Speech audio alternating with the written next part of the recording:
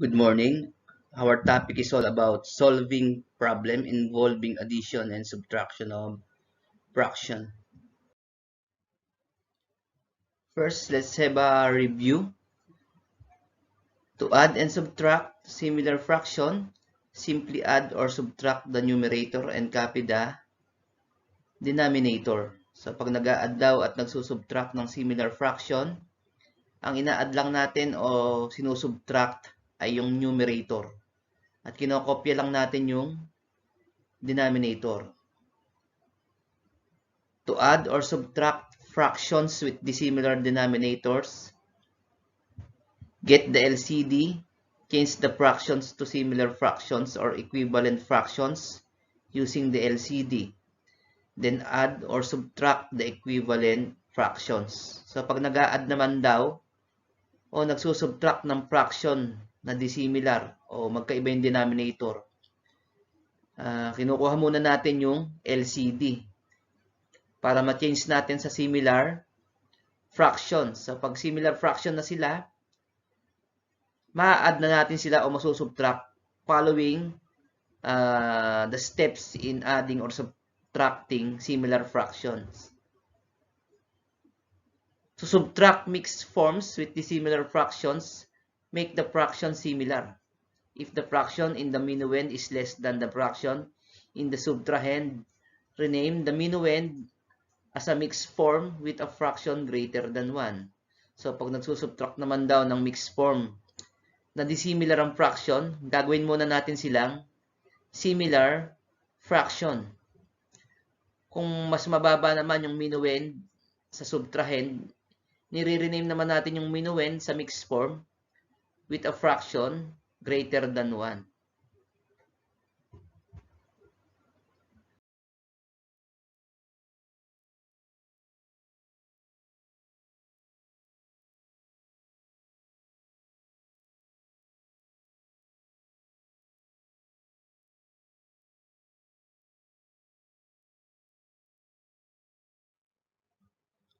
Learning task 1.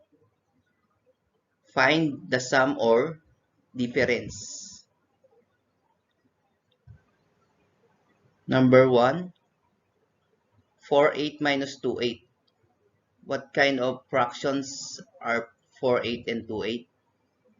So they are similar fractions because they have the same denominator which is 8.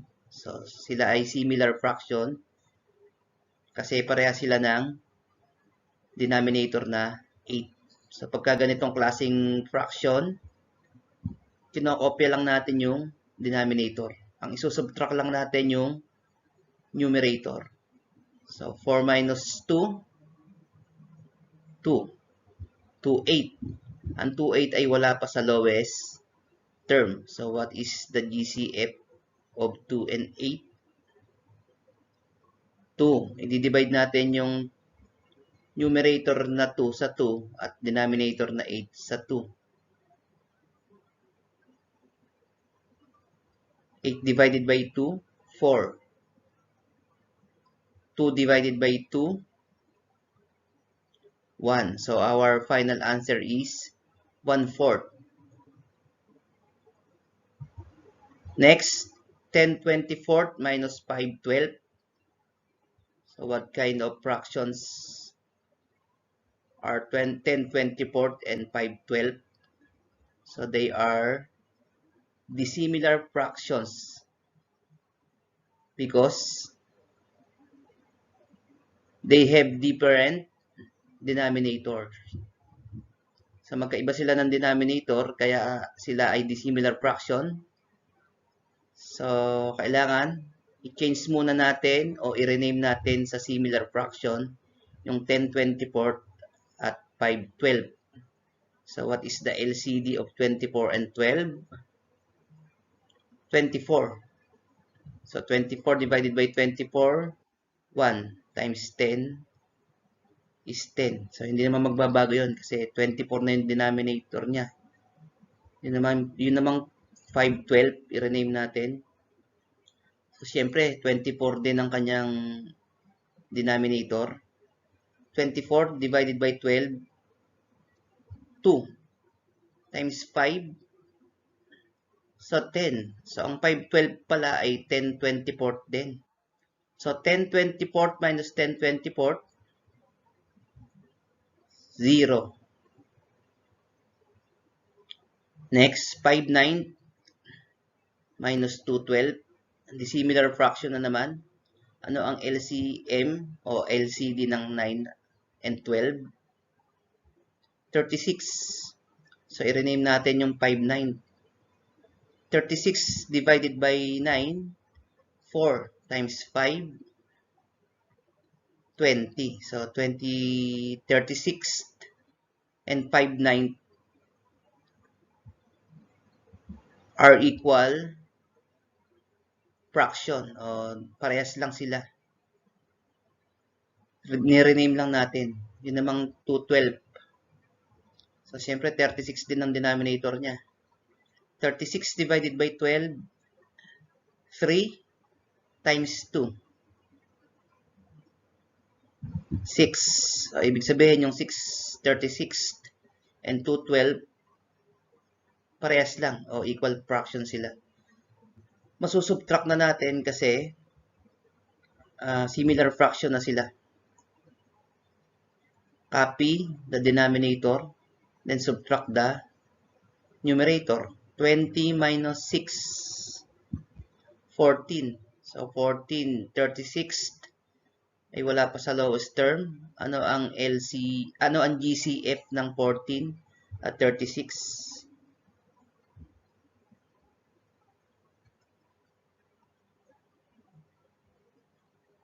So, 2. I-divide natin yung numerator at denominator sa 2. 14 divided by 2, 7. 36 divided by 2, 18. So, our final answer is 7/18. Last, 18/28 plus 10/28. So, mas madali itong i-add dahil similar fraction na. Ang i-add lang natin ay numerator, then kokopyahin lang natin yung denominator. So, kokopyahin natin, 28 yung denominator. Then, 18 plus 10, 28. So, katulad ng nasabi ko sa inyo, pag iisa ang numerator at denominator, saan equal yon? The same ang numerator at denominator. So, equal yun sa 1. So, our final answer is 1.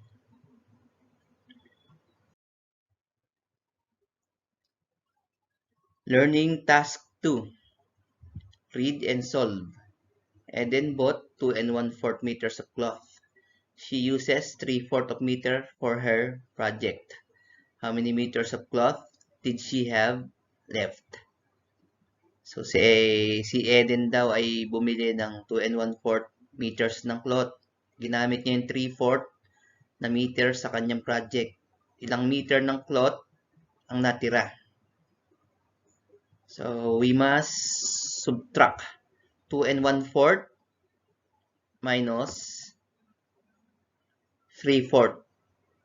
So, if we notice, mas malaki yung 3/4 sa 1/4. So, ang solution dyan, yung 2, babawasan natin ng 1. Then, i-add natin yun sa 1/4. So, 2 minus 1, 1. Nasaan yung 1? Yung 4/4.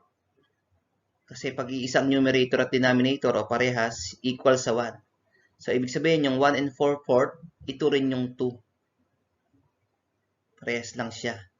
Then, yung 4/4, i-add natin sa 1/4 para ma-subtract sa 3/4. So, 1 and 4/4 plus 1/4. Siyempre, kokopyahin lang yung 1. 4 plus 1, in-add natin yung numerator, 5. Then, copy the same denominator which is 4. Then, isusubtract natin yung 1 and 5/4 sa 3/4. Ibig sabihin nito, yung 2 and 1/4 at 1 and 5/4, the same lang sila. Ni-rename mo lang para maisubtract sa 3/4. So, 1 and 5/4 minus 3/4. So, syempre, isusulat lang natin yung 1. Dahil wala namang whole number, yung 3/4. 5 minus 3, 2, numerator niya. Then, copy the denominator dahil similar sila. 1 and 2/4. Yung 2/4, wala pa sa lowest term. Ano ang GCF ng 2 at ng 4? So, ang GCF noon ay 2. I-divide mo ang numerator at denominator sa 2. Siyempre, kokopyahin mo lang yung 1. Hindi naman maapektuhan yung whole number niya dahil whole number yon. 2 divided by 2, 1. 4 divided by 2, 2. So, our final answer is 1 and 1/2 meter of cloth left. So, yun yung matitirang meter of cloth. Learning task 3. Read and solve. Simplify your answer if necessary. Number 1. Barbie has small plot in the garden. She planted 2 pip of it, 2 radishes, and 1/4 2 carrots. What part of the plot did she use? So, merong plot o garden plot si Barbie. Nagtanim siya ng radishes o labanos. 2 pip ng plot, tinaniman niya ng labanos. At yung 1/4 tinaniman niya ng carrots. So, anong part daw ng plot ang kanyang nagamit? So, obviously, mag-a-add tayo. I-add natin yung 2 pip sa 1/4. So, dissimilar fraction, kailangan i-rename natin yung 2 pip at 1/4 para maging similar fraction o maging parehas yung kanilang denominator. Ano ang LCD ng 5 at 4? 20. Then 20 divided by 5, 4 times 2, 8. So, ibig sabihin yung 2 pip at 820, iisa lang. Magkaparehas lang yon, equal fraction lang sila, ni-rename mo lang. Yun namang 1/4. Siyempre, 20 rin yung denominator. 20 divided by 4, 5. Times 1, 5. So, 5 20th. So, ibig sabihin yung 1/4 at 5 20th ay isa lang o equal fraction. Ma-add na natin dahil similar fraction na. Siyempre, ang i-add lang natin ay numerator. Kokopyahin lang natin yung denominator na 20. 8 plus 5, 13. So, 13 20th, yun yung part of the plot Barbie use.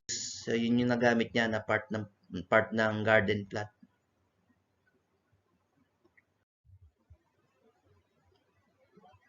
Learning task 3. Number 2. Mary uses 2.5 liters of water for watering her ampalaya seedlings in the morning and 1 1/4 liters in the afternoon. How many liters of water does she use daily? So, gumagamit daw si Mary ng 2.5 liters ng tubig sa pagdidilig ng ampalaya seedlings sa umaga at 1 1/4 liters sa hapon. Ilang litro daw ng tubig ang ginagamit niya araw-araw?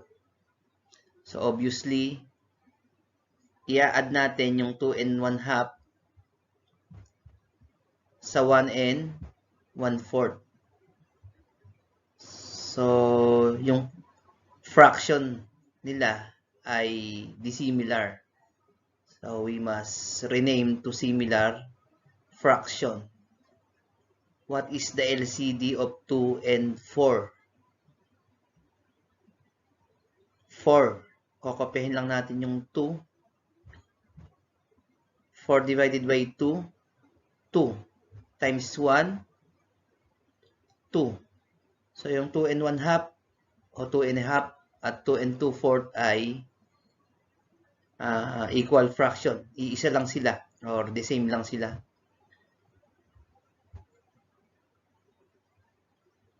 Yung 1 and 1/4 hindi naman magbabago yun dahil dati ng 4 yung kanyang denominator. So ganun pa rin. So 2 and 2/4 plus 1 and 1/4. Similar fraction na sila. 2 plus 1, yung kanyang whole number, 3. Then kokopyahin lang natin yung denominator, which is 4. Then yung numerator, 2 plus 1, 3. So 3 and 3/4 liters of water ang magagamit niya ni Mary.